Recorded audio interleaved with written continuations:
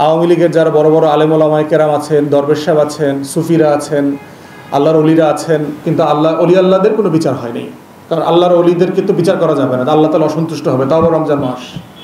দেশের বাইরেও আমরা দেখেছি শেয়ার মার্কেটটাকে মোটামুটি সবাই জুয়ারি হিসাবে দেখে, কিন্তু রাষ্ট্র বিভিন্ন প্রতিষ্ঠানকে দিয়ে এই শেয়ার মার্কেটটাকে মনিটর করে, সিরিয়াসলি মনিটর করে। রাষ্ট্র এখানে প্রতিপক্ষের মতো আচরণ করে, পুঁজি যারা বিনিয়োগ করেছেন তাদের পক্ষ হয়ে, মার্কেটের অ্যাগেনস্টে। কিন্তু বাংলাদেশে দেখলাম যে এই রাষ্ট্রই হলো জুয়া খেলে, এই রাষ্ট্রের হর্তাকর্তারাই হলো বড় বড় জুয়ারি, এই রাষ্ট্রের এমপি, মন্ত্রী, মিনিস্টার, অ্যাডভাইজার, এদের কোম্পানিগুলোই হলো সবচেয়ে বড় জুয়ারি এখানে। তো রাষ্ট্রের কর্তা ব্যক্তিরা যখন জুয়ারি হবে, তখন আমার 33, 34 লক্ষ, 35 লক্ষ ক্ষুদ্র বিনিয়োগকারীর জন্য কথা কে বলবে, বিচার কে করবে? আওয়ামী লীগ সরকারের সাথে ঐতিহাসিকভাবেই শেয়ার মার্কেটের লুটের একটা আধ্যাত্মিক সম্পর্ক আছে, একটা পীর মুরিদি সম্পর্ক আছে। দেখবেন আওয়ামী লীগের যারা বড় বড় আলেম ওলামায়ে কেরাম আছেন, দরবেশ সাহেব আছেন, সুফিরা আছেন, আল্লাহর অলিরা আছেন, ওনারা এই বাজারের সাথে জড়িত শুরু থেকে। এবং দেখবেন আওয়ামী লীগ 1996 সালের জুন মাসে ক্ষমতায় আসে। 15 তারিখে ক্ষমতায় আসার পর থেকে 2 থেকে 3 সপ্তাহের মধ্যে আমরা দেখলাম যে শেয়ার মার্কেটে অত্যধিক বেচা কিনা হচ্ছে। এটার এক্সাম্পলটা কিভাবে দিব, যে ধরেন একটা লোকসানি কোম্পানি, যেই কোম্পানিটার শেয়ার, যে কোম্পানিটার ব্যবসা ভালো না, সে প্রফিট করে না, তার শেয়ার কেউ কেনে না, সেই কোম্পানিটার শেয়ার 100 গুণ বেড়ে গেছে। মানে 1 টাকা দাম ছিল তার একটা শেয়ারের, এই শেয়ারের দামটা 3 সপ্তাহের মধ্যে 100 টাকা বেড়ে গেছে, 100 টাকা হয়ে গেছে। এবং এমন একটা কোম্পানি যার কোনো প্রফিট নাই, মানে তার জমা দেওয়া হিসাব আপনারা জানেন যে স্টক মার্কেটে রেজিস্টার্ড যে কোনো কোম্পানিকে তাকে ওপেনলি তার বছরের আয় ব্যয় লাভ ক্ষতির হিসাব জমা দিতে হয়। এটা আপনি যে কোনো জায়গাতে ওয়েবসাইটে গিয়ে এটা দেখতে পারবো যে কোম্পানি এক্স গত বছর কত টাকা লাভ করেছে, মুনাফা করেছে, লোকসান করেছে। এটা এই রকম হাজার হাজার লোকসানি কোম্পানি মানে দিনের ব্যবধানে, সপ্তাহের ব্যবধানে, 3 দিনের ব্যবধানে লক্ষ লক্ষ টাকার মালিক হয়ে গেল। এবং এটা হতে হতে হতে হতে যেটা হয়েছে, 4 টাকার শেয়ার 750 টাকা হয়ে গেছে, 30 টাকার শেয়ার 40,000 টাকা হয়ে গেছে। এই রকম ঘটনা ঘটেছে বাংলাদেশে। এটা এতই মানে আনঅ্যাকসেপ্টেবল একটা ঘটনা যে পৃথিবীর শেয়ার মার্কেটে কখনো এই ঘটনাগুলো ঘটে না। কারণ প্রত্যেকটা শেয়ার মার্কেটে নিজস্ব ব্যাকরণ আছে, যে একটা মার্কেটে কিভাবে টাকার পরিমাণ বাড়ে, এটা যে ফ্লো চার্ট আছে, এটা আনইউজুয়ালি এইভাবে বাড়তে পারে না। তো আমরা 1996 সালে দেখলাম জুন মাসে শুরু হওয়া এই শেয়ারের জুয়ার ব্যবসা, যেটা এটা নভেম্বরে গিয়ে পিকে ওঠে এবং ক্রাশ করে। কারণ হয়টা কি, এটা কিভাবে ক্রাশ করে, যেমন ধরেন আমি একটা লোকসানি কোম্পানি এক্স, তার শেয়ার আমি 1 টাকায় কিনলাম, কিনে আমার কলিগকে বললাম যে ভাই এটা আপনি 10 টাকায় এখন কেনেন। তো আমার কলিগ এটা উনি 10 টাকায় কিনলেন, তাহলে 2 ঘন্টার মধ্যে এই শেয়ারটার দাম 1 টাকা থেকে 10 টাকা হয়ে গেল। ওই কলিগকে বললাম যে ভাই এইটা আপনি এখন ওনাকে বিক্রি করে দেন 100 টাকায়।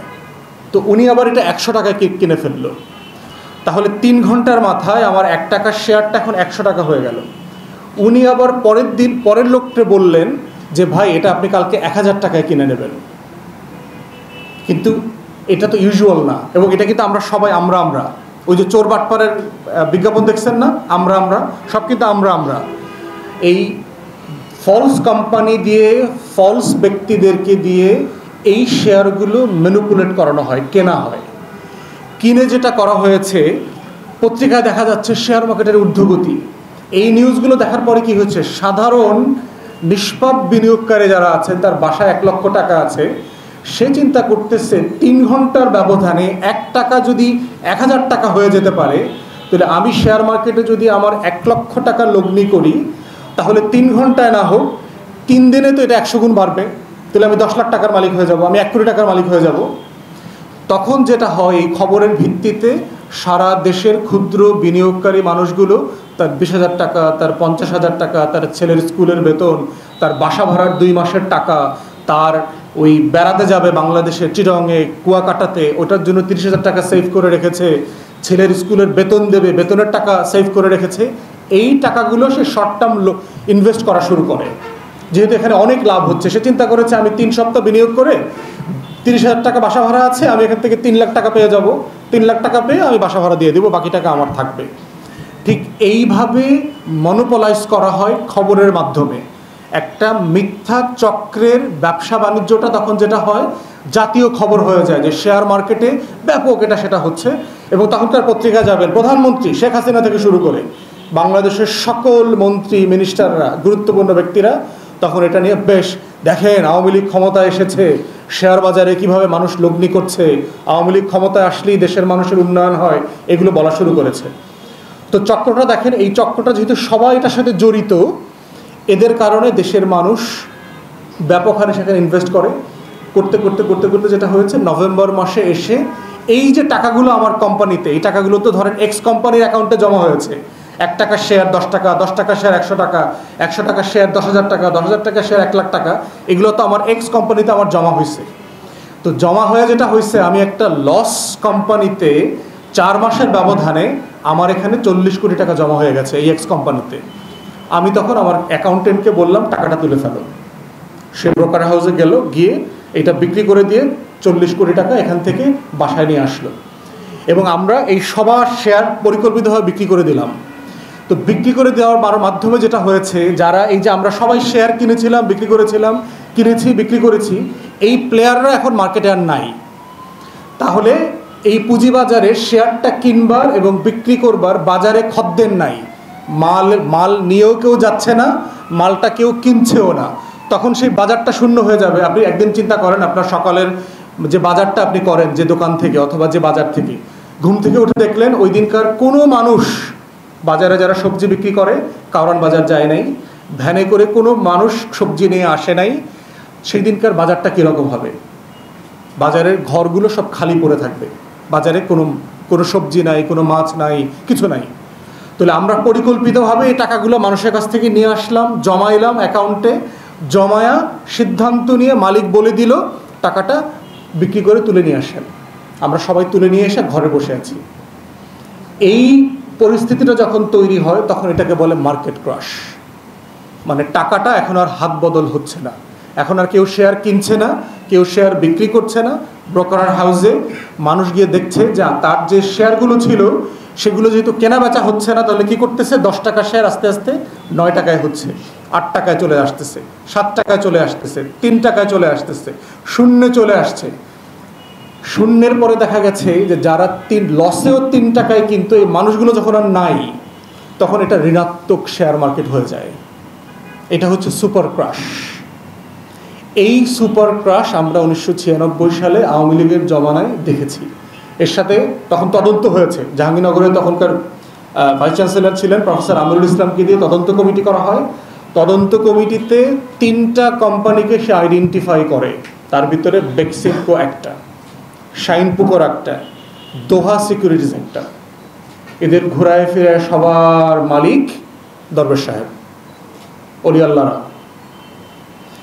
কোনো বিচার হয়নি। বিচার হয়েছে কার জানেন? ছোটোখাটো কোম্পানি যারা এই সুযোগে সুবিধা নিচ্ছে তাদের 2-4টা কোম্পানির বিরুদ্ধে মামলা মোকদ্দমা হয়েছে, তাদেরকে জরিমানা করা হয়েছে। কিন্তু অলি আল্লাহদের কোনো বিচার হয়নি, কারণ আল্লাহর অলিদেরকে তো বিচার করা যাবে না, আল্লাহ তাআলা অসন্তুষ্ট হবে, তাও রমজান মাস। তো বিচার না করার কারণে কি হইল, পুরো লক্ষ লক্ষ মানুষ ওভারনাইট 4 মাসের ব্যবধানে ফকির হয়ে গেল। আর এই লক্ষ লক্ষ কোটি টাকা 4-5টা লোকের পকেটে চলে আসলো। এইভাবে হচ্ছে পুঁজিপতি হয়, আর মধ্যবিত্ত, নিম্নবিত্ত, শ্রমজীবী মানুষগুলো গরিব হয়ে যায় ওভারনাইট। এটা হচ্ছে রাষ্ট্রের চক্র। দেশের বাইরেও আমরা দেখেছি, শেয়ার মার্কেটটাকে মোটামুটি সবাই জুয়ারি হিসাবে দেখে, কিন্তু রাষ্ট্র বিভিন্ন প্রতিষ্ঠানকে দিয়ে এই শেয়ার মার্কেটটাকে মনিটর করে, সিরিয়াসলি মনিটর করে। রাষ্ট্র এখানে প্রতিপক্ষের মতো আচরণ করে, পুঁজি যারা বিনিয়োগ করেছেন তাদের পক্ষ হয়ে, মার্কেটের অ্যাগেনস্টে। কিন্তু বাংলাদেশে যেটা দেখলাম যে এই রাষ্ট্রই হলো জুয়া খেলে, এই রাষ্ট্রের হট্টাকর্তারাই হলো বড় বড় জুয়ারি। এই রাষ্ট্রের এমপি, মন্ত্রী, মিনিস্টার, অ্যাডভাইজার, এদের কোম্পানিগুলোই হলো সবচেয়ে বড় জুয়ারি এখানে।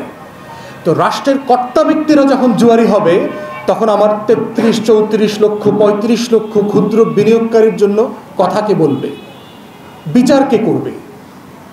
আমরা হাউকা করবো হয়তো, আপনারা হয়তো কয়দিন প্রচার করবেন। মানুষ এখন আর বিচারও চায় না, দেখেছেন?